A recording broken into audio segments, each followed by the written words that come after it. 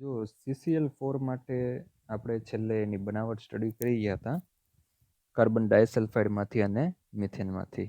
પણ હું તમને અહીંયા જ કહી દઉં કે એના જે ગુણધર્મ છે, ગુણધર્મ તો આપણે એની અસરો ગુણધર્મનો ઉપયોગ જે કંઈ છે તો સ્ટડી કરી ગયા છે. પણ CCl4 એક રંગવિહીન છે, સુગંધીદાર છે, પાણી કરતાં ભારે પ્રવાહી છે. તમે ટેસ્ટ ટ્યુબ લો, એની અંદર પાણી લઈ લો, બરાબર, H2O, અને એમાં જ્યારે તમે CCl4 એડ કરો છો તો એ સીધું જ પાણીમાં તળિયે ચાલ્યું જશે, બરાબર. This is CCl4. કારણ કે 4 ક્લોરીનને લીધે એની ડેન્સિટી વધી જશે અને H2O કરતાં થઈ જશે ભારે. બીજું, પાણીમાં અદ્રાવ્ય છે, તો અહીંયા ગુણધર્મોની વાત કરીએ કે રંગવિહીન, સુગંધીદાર, સુગંધ આવશે, અને પાણીથી ભારે. આ એક સારા ઇમ્પોર્ટન્ટ લક્ષણો છે. લેબોરેટરીમાં પણ તમને પ્રેક્ટિકલમાં જ્યારે CCl4 આપે તો તમે આ લક્ષણોથી પણ એને આઈડેન્ટિફાઈ કરી શકો છો. બીજું કે પાણીમાં કેવું છે, અદ્રાવ્ય, 2 લેયર જ બની જશે. રીતસરના 2 લેયર તમને દેખાશે, બંને કલરલેસ જ છે, બરાબર. શેમાં? પાણીમાં. અદ્રાવ્ય છે પણ ઇથેનોલ, ઇથર, આની અંદર કેવું છે, દ્રાવ્ય. ઓકે. અને એનું ઉત્કલન બિંદુ જે છે, બોઇલિંગ પોઈન્ટ, એ છે 350 કેલ્વિન. મતલબ કે લિક્વિડ સ્ટેટમાં છે. અને હવે સૌથી વધુ મહત્વનું છે એ આ છે કે તેની બાષ્પ ન સળગે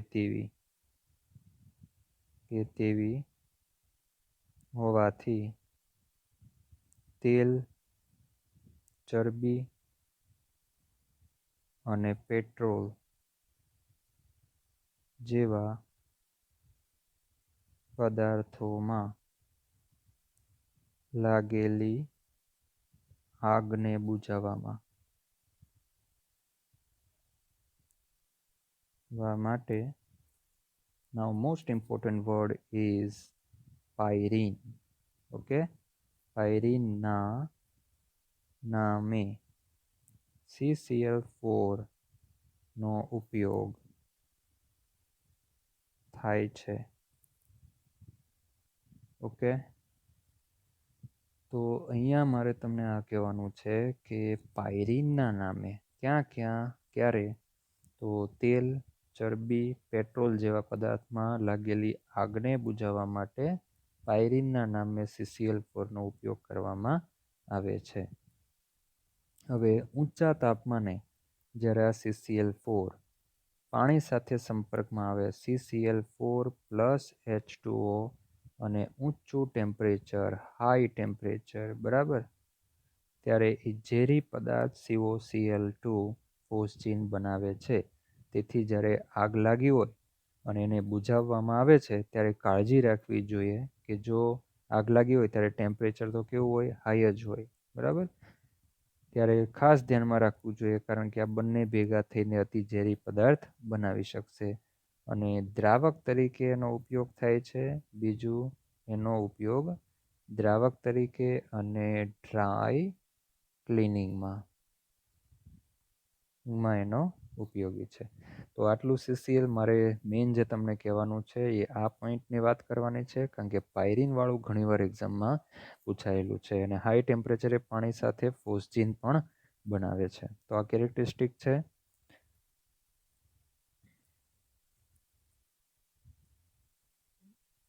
ઓકે. તો આપણે લાસ્ટ CCl4ની વાત ઓલરેડી કરી ગયા. હવે આપણે આગળનો 5મા નંબરનો જે પદાર્થ ફ્રિયોન છે એ ફ્રિયોનની વાત કરવાની છે. તો સૌથી પહેલાં આપણે ફ્રિયોનનું બનાવટ જોઈ લઈએ. અને આગળ તમને કીધું એ મુજબ કે અહીંયા તમે શું કીધું, જો ક્લોરોફ્લોરોકાર્બન સંયોજનો કે જેને ફ્રિયોન કહેવામાં આવે, બરાબર, આ ફ્રિયોનની બનાવટ માટે કોનો ઉપયોગ કરવામાં આવે છે? CCl4. તો હવે આપણે જે ક્લોરોફ્લોરોકાર્બન એટલે કે ફ્રીઓનનો ટોપિક સ્ટડી કરવાના છીએ. તો એમાં નંબર કેટલામો છે? 5. તો નંબર આપણો 5. એમાં આપણે લઈએ ડાયક્લોરો ડાયફ્લોરો મિથેન, કે જેને કહેવાય CCl2F2. એને ફ્રીઓન પણ કહેવામાં આવે, અથવા એને કહેવાય ક્લોરોફ્લોરોકાર્બન, એક નામ એનું સામાન્ય. ચાલો બનાવટની વાત કરીએ તો એની એક બનાવટ આપણે લઈએ. હમણાં તમને આગળ કીધું કે CCl4ના ટોપિકમાં આપણે એવું ભણ્યા કે CCl4માંથી આ ફ્રીઓન બનાવવામાં આવે છે. તો પદાર્થ લઈએ CCl4 પ્લસ એની SbF3 antimony trifluoride in presence of antimony Cl5 antimony pentafluoride અને ઊંચું દબાણ લેવામાં આવે તો બનશે CCl2F2. ક્લોરીન રિપ્લેસ થશે ફ્લોરિન દ્વારા અને બાય પ્રોડક્ટ તરીકે SbCl3 બનશે. તો અહીંયા 3 કરી દઈએ અને 2 કરી દઈએ. CCl2F2 કે જેને આપણે કહેશું ફ્રીઓન, CFC ક્લોરોફ્લોરોકાર્બન, અથવા તો ડાયફ્લોરો મિથેન. બરાબર. અને આને કરી દઈએ 2 મોલ, આને કરી દઈએ 3 મોલ. તો એક બનાવટ થઈ, આ એક જ ધ્યાનમાં રાખવાની છે. અને આવા જે સંયોજનો છે એની વિશાળ શ્રેણી છે, જેમાં CCl2F2 ને શું કહેવામાં આવે સ્પેશિયલી? તો આને કહેવામાં આવે ફ્રીઓન 12. બરાબર કહેવાય છે. CCl2F2 કે જે આપણે એ જ લીધું છે, CCl2F2 એની બનાવટ જોઈ, એને શું કહેવામાં આવે છે? ફ્રીઓન 12. અને ફ્રીઓન 12નો મેક્સિમમ ઉપયોગ કરવામાં આવે છે. હવે આપણે એના ગુણધર્મો ઉપયોગની વાત કરીએ તો કેવું છે? રંગવિહીન, કલરલેસ છે, ઓડરલેસ છે, વાસવિહીન, વાસ પણ એની નથી, વાસવિહીન વાયુ. તેનું ઉત્કલન બિંદુ છે 243 કેલ્વિન, શું છે? Boiling point. ઓકે. અને આની અસરથી ધાતુને કાટ લાગતો નથી. રેફ્રિજરેટરમાં એર કન્ડિશનરમાં તેનો ઉપયોગ થાય છે કુલન્ટ તરીકે, એક શીતક તરીકે અથવા તો પ્રશીતક તરીકે એનો ઉપયોગ થાય છે. CCl2F2, C2Cl2F4 શ્રેણીના ફ્રીઓન વધુ વપરાય છે. આને શું કહેવાય એ પણ ધ્યાનમાં રાખવાનું. બરાબર. CCl2F2 ને શું કહેવામાં આવે? ફ્રીઓન 12 કહેવામાં આવે છે. એરોસોલમાં એનો ઉપયોગ થાય. એરોસોલમાં ઉપયોગ, બરાબર. અને ઓઝોન લેયરને, ઓઝોન સ્તરને નુકસાન. હવે આપણી ટેક્સ્ટ બુકમાં જે આપ્યું છે એ આપણે જોઈ લઈએ ફટાફટ. જો હું કીધું છે મિથેન અને ઇથેનના ક્લોરોફ્લોરોકાર્બન સંયોજનો સંયુક્ત રીતે ફ્રીઓન તરીકે અતિ સ્થિર છે, અતિ પ્રતિક્રિયાત્મક છે. બરાબર. એટલે ઓછા ક્રિયાશીલ છે એવું કહે છે. બિનઝેરી છે, ઝેરી ખાસ નથી, પણ જ્યારે વાતાવરણમાં એ ભળે ને ત્યારે એ ઓઝોન લેયરને નુકસાન કરે છે. નોન કોરોઝિવ છે, એટલે એ આગળ તમને વાત કરી દીધી મેં. બરાબર. કે ભાઈ એનું એનાથી ધાતુને કાટ લાગતો નથી. ધાતુને કાટ ન લાગતો હોવાથી એનો ઉપયોગ એક લુબ્રિકાન્ટ તરીકે પણ કરવામાં આવે છે. બરાબર, નોન કોરેઝિવ છે, તો બે ધાતુઓ જ્યારે એકબીજાના સંપર્કમાં આવતી હોય, મૂવ થતી હોય, ત્યારે એનો ઉપયોગ લુબ્રિકાન્ટ જ્યારે સોલિડ સ્ટેટમાં હોય ને, જે આ ટાઈપના ફ્રીઓન સોલિડ સ્ટેટમાં, કારણ કે અમુક ફ્રીઓન છે એ ગેસિયસ સ્ટેટમાં હોય, અમુક એનું પ્રવાહી સ્ટેટ પણ હોય, અમુક વધારે કાર્બનની સંખ્યા હશે તો એ સોલિડ સ્ટેટમાં પણ હોય. તો આવા સોલિડ સ્ટેટમાં હોય એનો ઉપયોગ લુબ્રિકાન્ટ તરીકે કરવામાં આવે, કારણ કે ધાતુનું કોરોઝન કરતું નથી. ફ્રીઓન 12 CCl2F2 આ ખાસ ધ્યાનમાં રાખવાનું છે. ઉદ્યોગમાં સૌથી વધુ ઉપયોગી સામાન્ય ફ્રીઓનમાંનો એક છે. સૌથી વધુ ઉપયોગ આનો થાય છે. બરાબર, તેનું ઉત્પાદન સ્વાર્ટ્ઝ પ્રક્રિયા દ્વારા ટેટ્રાક્લોરોમિથેનમાંથી કરવામાં આવે છે. તો કઈ સ્વાર્ટ્ઝ પ્રક્રિયા ખ્યાલ આવ્યો? આપણે જે આ રિએક્શન કરીને આ CCl4માંથી સ્વાર્ટ્ઝ પ્રક્રિયા દ્વારા, એટલે આપણે યાદ કરો, તમને આગળ સ્વાર્ટ્ઝ પ્રક્રિયા સ્ટડી કરી ગયા, એમાં ધાતુના ફ્લોરાઇડનો આપણે ઉપયોગ કરેલો અને ફ્લોરિન એન્ટર કરવા માટે. બરાબર, આની વાત કરે છે. તો this reaction is called Swarts reaction. Swarts પ્રક્રિયા. Okay, this reaction is called Schwarz reaction. સામાન્ય રીતે વાયુ અગેઇન, બરાબર, પ્રોપેલન્ટ તરીકે એરોસોલમાં, પ્રશીતન એટલે કુલન્ટ તરીકે અને વાતાનુકૂલિતમાં ઉપયોગ કરવા માટે કરવામાં આવે છે. 1974 સુધીમાં ફ્રીઓન આશરે 20 કરોડ પાઉન્ડ સુધી એનું ઉત્પાદન હતું. શોભાવરણમાં ફ્રીઓન મુક્ત મૂલક શૃંખલા પ્રક્રિયાઓની શરૂઆત કરી શકે છે, એટલે ઓઝોન લેયરને તોડવાનું કામ કરે છે, જે આપણે પર્યાવરણ ચેપ્ટરમાં સ્ટડી કરી ગયા છીએ આગળના ધોરણમાં. ચાલો હવે છેલ્લે આપણે DDTની વાત કરીએ. તો સૌથી પહેલાં આપણે DDTની બનાવટ જોઈ લઈએ. So preparation of DDT.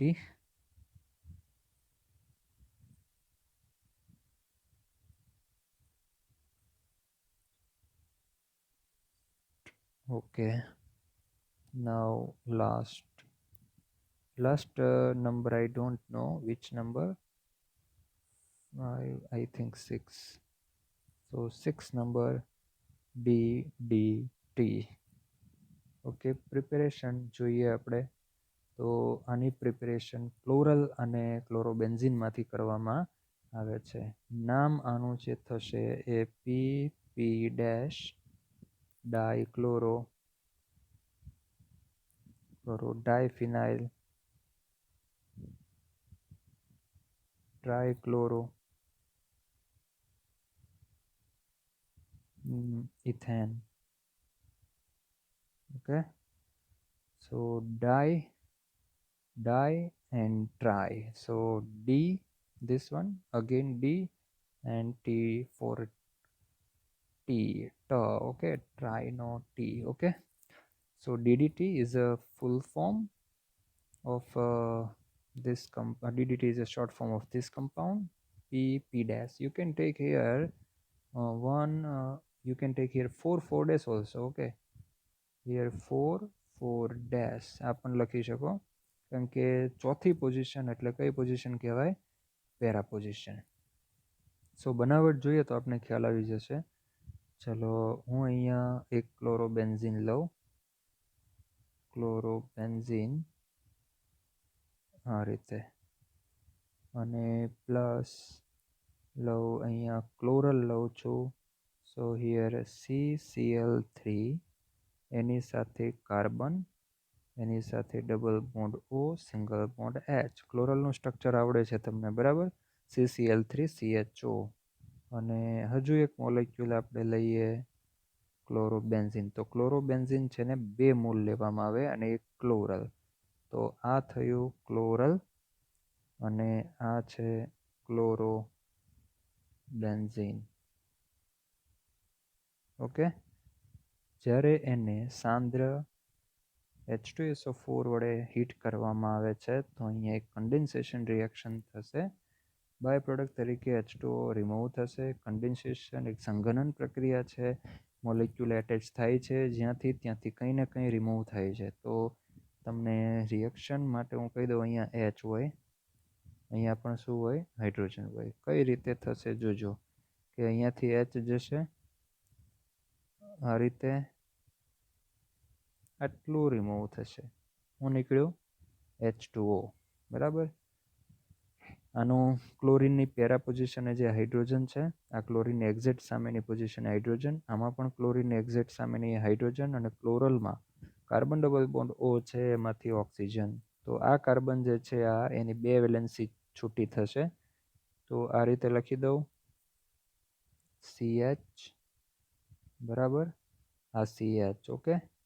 2 valency open થઈ અને એક કાર્બન ક્યાં જોડાણો, તો અહીંથી હાઇડ્રોજન ગયો તો રિંગના કાર્બન સાથે અહીંયા આવશે Cl. એવી જ રીતે અહીંયા આ રીતે અહીંયા શું આવશે, Cl, અને કાર્બનની સાથે છે CCl3. તો આને શું કહેવામાં આવે છે, DDT. ઓકે, તો આ DDTનું પ્રિપેરેશન થયું. હવે ગુણધર્મોની જો વાત કરીએ તો સફેદ ઘન પદાર્થ છે. ત્યાર પછી Cl2ની તીવ્ર વાસ આવે, તેનાથી આંખો બળે. કારણ કે DDTમાં જુઓ તમે કેટલા ક્લોરીન છે, 5 ક્લોરીન છે. ઘણી બધી વાર તમારી ટેક્સ્ટબુકની અંદર ફક્ત DDTનું સ્ટ્રક્ચર જ આપ્યું છે આવું, બરાબર, આ સ્ટ્રક્ચર આપ્યું છે, બનાવટ નથી આપી. તો બનાવટ પણ મોસ્ટ ઇમ્પોર્ટન્ટ છે. તો આ જે ટોપિક છે ને એ મોસ્ટ IMP છે. તમે આગળવાળું ક્લોરોફોર્મ ને એ બધું ના કરો તો કદાચ ચાલી જાય, પણ વારંવાર કોમ્પિટિટિવ, ગુજકેટ, JEE NEET એ બધામાં DDTનું વારંવાર પૂછાયા કરે છે. શેમાંથી બને, ભલે ટેક્સ્ટબુકમાં નથી પણ કોમ્પિટિટિવમાં એ પણ ધ્યાનમાં રાખવું પડશે. ક્લોરોબેન્ઝિન અને ક્લોરલની H2SO4 સાથેની પ્રક્રિયાથી. અને GNEET માટે મોસ્ટ ઇમ્પોર્ટન્ટ છે. ગુજરાત બોર્ડમાં સીધું સ્ટ્રક્ચર પણ MCQની અંદર પૂછાય. ઘણી બધી વાર કોમ્પિટિટિવ એક્ઝામમાં એવું પણ પૂછાયું છે કે DDTની અંદર સિગ્મા અને પાઈ બંધની સંખ્યા કેટલી છે, બરાબર. સિગ્મા બંધ કેટલા અને પાઈ બંધ કેટલા છે. એવું પણ પૂછાય છે કે DDTમાં ક્લોરીન એટમની સંખ્યા કેટલી છે, તો ક્લોરીન એટમની સંખ્યા 5 છે. હવે આ જે વસ્તુ છે એ હોમવર્કમાં તમને આપી દઉં છું, તમે શોધી કાઢજો અંદર સિગ્મા અને પાઈબંધ કેટલા થશે. તો સિગ્મા પાઈબંધ માટે આપણે શું કરીએ છીએ, ડેશ ફોર્મ બતાવીએ છીએ, આ રીતે કરી દેવાનું, બરાબર. કમ્પ્લીટલી પરમાણુ વચ્ચે બંધ બતાવી દેવાનો આ રીતે, બરાબર. અને જ્યાં ચકડવું છે ચકડવું કાઢી નાખવાનું, અને એની જગ્યાએ પણ આપણે બંધ લઈ લેવાના, બરાબર. આ ચકડું છે, ચકડું કાઢીને એમાં આપણે આ રીતે બંધ લખી દેવાના. એવી જ રીતે અહીંયા પણ. એટલે હવે તમને ગણતરી કરવામાં સરળતા રહેશે. આને ધ્યાનમાં લેવાનું ભૂલવા નહીં, બરાબર. એમાં પણ બંધ છે, કાર્બન હાઇડ્રોજન વચ્ચે પણ બંધ છે. તો ખૂબ જ ઇમ્પોર્ટન્ટ ટોપિક. અને આ એક ઘરગથ્થુ જંતુનાશક છે, બરાબર. જંતુનાશક તરીકે એનો ઉપયોગ કરવામાં આવે છે. અને શરીરમાં જો જાય ને તો આ કેન્સર કરવાની શક્યતા ઉત્પન્ન કરે છે. તો કેન્સર માટે પણ જવાબદાર છે. હવે આપણે બુકમાં જે આપ્યું છે એની વાત કરી લઈએ. 1873માં બનાવેલો. જંતુનાશક તરીકેની અસરકારકતાની શોધ, ઇફેક્ટિવનેસ 1931માં સ્વિટ્ઝરલેન્ડના ગીગી ઔષધાલયમાં પોલ મુલરે કરી હતી. આ શોધ માટે પોલ મુલરને 1948માં ચિકિત્સા અને દેહધર્મ વિદ્યા વિજ્ઞાન માટે એટલે કે મેડિકલ ફિલ્ડનો નોબેલ પ્રાઇઝ આપવામાં આવેલું. સેકન્ડ વર્લ્ડ વોરમાં DDT, એના પછી DDTનો ઉપયોગ વૈશ્વિક સ્તરે બેહદ રીતે થવા લાગ્યો, કારણ કે તે મુખ્યત્વે મેલેરિયા ફેલાવનાર મચ્છર અને ટાઇફસ એક ગંભીર પ્રકારનો ચેપી તાવ ફેલાવનારી જુઓનો નાશ કરવા માટે અસરકારક હતું. આપણા ભારતની અંદર તો હજુ DDTનો મોટા પાયે ઉપયોગ કરવામાં આવે છે. તમને ખબર હોય તો વરસાદ પડે ને પછી થોડી વાર બંધ થાય એટલે એ લોકો કચરા પેટીને રોડ રસ્તાઓ છે ત્યાં સાઈડમાં પાણી ભરાયેલું હોય, કાદવ થયો હોય ત્યાં DDT નાખતા હોય છે કે જેથી મલેરિયાના મચ્છરો મરી જાય. જો કે હવે તો મચ્છરો ઉપર બહુ ખાસ અસર થતી નથી, કારણ કે વર્ષોથી આપણે આ ડીડીટીનો યુઝ કરતા હોઈએ તો એના શરીરમાં જઈને જે મચ્છર જીવી ગયા છે એ લોકો એના ઉપર રોગ પ્રતિકારક શક્તિ જનરેટ કરી દે છે, એટલે એની જે ઇફેક્ટિવનેસ છે એ ઓછી થતી જાય છે. 1940ના અંતમાં ડીડીટીના અધિક ઉપયોગને કારણે સમસ્યાઓ ઉત્પન્ન થતી જોવા મળી હતી. જંતુઓની અનેક પ્રજાતિઓએ ડીડીટી પ્રત્યે પ્રતિરોધાત્મકતા વિકસાવી દીધી. હમણાં તમને કીધું એ મુજબ કે ડીડીટી નાખો અને જે મચ્છર મરી જાય છે એનો તો વાંધો નહીં, પણ જે નથી મરતા બચી જાય છે તો એ લોકો એન્ટીબોડીઝ ઉત્પન્ન કરી દે છે, અને એ એન્ટીબોડીઝ છે એ એના શરીરમાં બનશે, એટલે ફરીવાર જ્યારે ડીડીટી આપણે એની ઉપર નાખશું તો એ હવે મરશે નહીં. તે માછલીઓ માટે અતિ ઝેરી સાબિત થઈ, કારણ કે આપણે રસ્તા ઉપર નાખતા હોઈએ તો એ પાણી બધું ગટર મારફતે નદીમાં જાય, નદીમાંથી દરિયામાં જતું હોય, એટલે નદીમાં જે માછલીઓ હોય, દરિયાની અંદર હોય તો એનાથી માછલીઓના શરીરમાં જશે તો મૃત્યુ પામશે. પણ જે માછલી જીવી જશે એ માછલીના શરીરની અંદર આ ડીડીટીનું પ્રમાણ જોવા મળશે, કારણ કે ડીડીટીનો મોલેક્યુલ તમે જુઓ ને તો આમાં કોઈ પોલાર બોન્ડ નથી છે, આમાં કોઈ OH સમૂહ હોય એવું દેખાય છે તમને? હા, પોલાર સમૂહ નથી. આ જે બોન્ડ છે એ પોલાર તો કહી શકાય, કાર્બન હેલોજન, પણ કોઈ પોલાર સમૂહ નથી. OH, COOH, બરાબર? કોઈ કીટોનિક ગ્રુપ હોય, આવા કોઈ સમૂહ ન હોવાથી એ પાણી સાથે હાઇડ્રોજન બોન્ડ નહીં બનાવી શકે.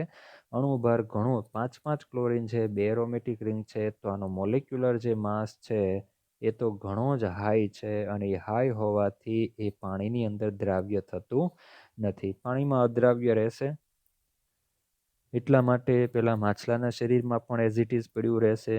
જો અહીંયા શું લખ્યું છે, જો ડીડીટીની રાસાયણિક સ્થાયીતા બહુ જ સ્ટેબલ છે આ, બરાબર? એટલે એનું ડીકમ્પોઝિશન પડ્યું એ ડીકમ્પોઝ થઈ જાય, વિઘટન થઈ નાના મોલેક્યુલમાં કન્વર્ટ થઈ જાય એવું પણ થતું નથી. તેની ચરબીમાં દ્રાવ્યતાએ સમસ્યાને વધુ જટિલ બનાવી. ચરબી એટલે આપણા શરીરમાં જે ફેટ છે એની વાત કરે છે. તો ફેટ એક ઓર્ગેનિક કમ્પાઉન્ડ છે. આ કેવો કમ્પાઉન્ડ છે? ઓર્ગેનિક. તો ઓર્ગેનિક કમ્પાઉન્ડમાં તો ડીડીટી દ્રાવ્ય થઈ જાય, કારણ કે એક ઓર્ગેનિક અણુ જ છે. જો એક નોન પોલાર મોલેક્યુલ છે, પાણીમાં દ્રાવ્ય નથી થતો પણ ઓર્ગેનિક કમ્પાઉન્ડમાં દ્રાવ્ય થઈ જશે.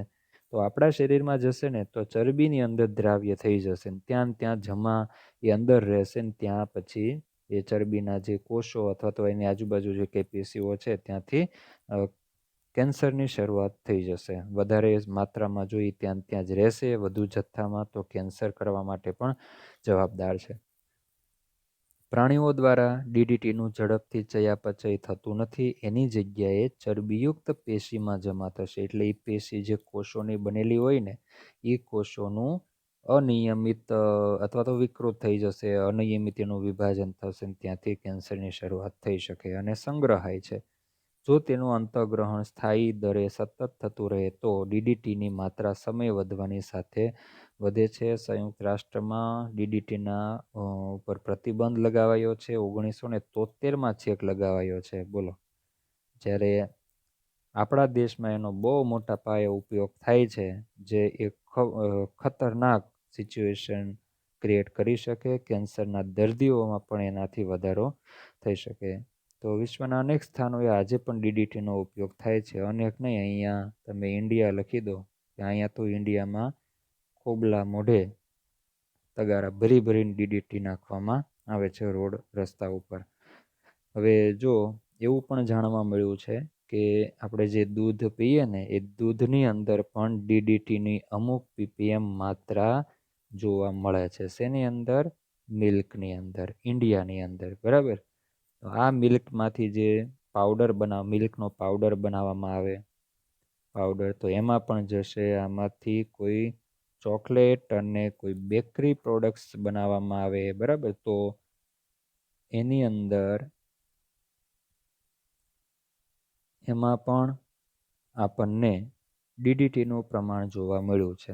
એટલે જે ચોકલેટો કહેવાય ફોરેન કન્ટ્રીની, બરાબર, કેડબરીની બધી હોય, તો એ જે ઇન્ડિયામાં બનતી હોય ને તો ઇન્ડિયાના મિલ્કનો પાવડરનો ઉપયોગ થતો હોય. તો એની અંદર એવું જોવા મળ્યું છે કે ઇન્ડિયામાં જે અમેરિકાની અથવા યુકેની જે કંઈ ચોકલેટો બનતી હોય છે એની અંદર ડીડીટીનું પ્રમાણ જોવા મળ્યું છે. પણ ફોરેન કન્ટ્રીની અંદર જે વિકસિત દેશો છે એની અંદર તો ડીડીટી યુઝ કરવામાં જ નથી આવતી, બનાવવામાં જ બનાવે તો પણ એ લોકો બીજા દેશોને વેચશે, પણ પોતાના દેશની અંદર પ્રતિબંધ છે એટલે એ લોકોને ત્યાં આવી કોઈ પ્રોડક્ટ્સ બને એની અંદર ડીડીટીનું પ્રમાણ કેવું હોય છે? 0. યુકે છે, યુએસએ છે, તો આની અંદર એની જે કંઈ પ્રોડક્ટ છે એમાં ડીડીટીનું પ્રમાણ 0 હોય છે. જ્યારે આપણે આવી મિલ્કને રિલેટેડ પ્રોડક્ટોની અંદર ડીડીટીનું પ્રમાણ જોવા મળ્યું છે. અમુક માછલીઓ છે તો માછલીઓમાંથી પણ લોકોના શરીરની અંદર જાય છે, કારણ કે પાણીમાં તો દ્રાવ્ય થતી નથી, તો એ માછલીના શરીરમાં જશે, કલેક્ટ થશે, ભેગી થયા કરશે, અને એ માછલી જ્યારે વ્યક્તિ ખાશે તેના શરીરમાં પણ જશે, તો ખૂબ જ હાનિકારક છે. તો અહીંયા આપણે આ ચેપ્ટરને ફિનિશ કરીએ છીએ. નેક્સ્ટ ટાઈમ આપણે બીજું કોઈ ચેપ્ટર લઈએ, કારણ કે આમાં ઘણા બધાને ઓર્ગેનિકના ચેપ્ટરમાં મિકેનિઝમની અંદર થોડા પ્રોબ્લેમ થાય છે. તો હવે મારી ઈચ્છા એવી છે કે જ્યારે આપણે ક્લાસમાં સામે આવશું, કંઈક છૂટછાટો મળે ને સ્કૂલો ચાલુ થાય, તો આપણે ક્લાસમાં જ્યારે સામે આવશું ત્યારે હું બાકીના ઓર્ગેનિકના ચેપ્ટર તમને ચલાવીશ. હવે આપણે આગળના જે બીજા પણ ઇમ્પોર્ટન્ટ ચેપ્ટરો છે, બરાબર, કોમ્પિટિટિવ માટે અને ગુજરાત બોર્ડમાં પણ જેનું વેઇટેજ વધારે છે એવું ચેપ્ટર પી વિભાગના તત્વો છે. તો એ પી વિભાગના તત્વો કોમ્પિટિટિવમાં આમ જુઓ તો 12મા ધોરણના બધા ચેપ્ટર કરતાં સૌથી વધુ જેનું વેઇટેજ છે એ પી વિભાગ ચેપ્ટર છે. ઘણા બધા પ્રશ્નો, ક્યારેક ક્યારેક તો એમાંથી 5 પ્રશ્નો, 4 થી 5 પ્રશ્નો કોમ્પિટિટિવમાં પૂછાઈ જાય છે.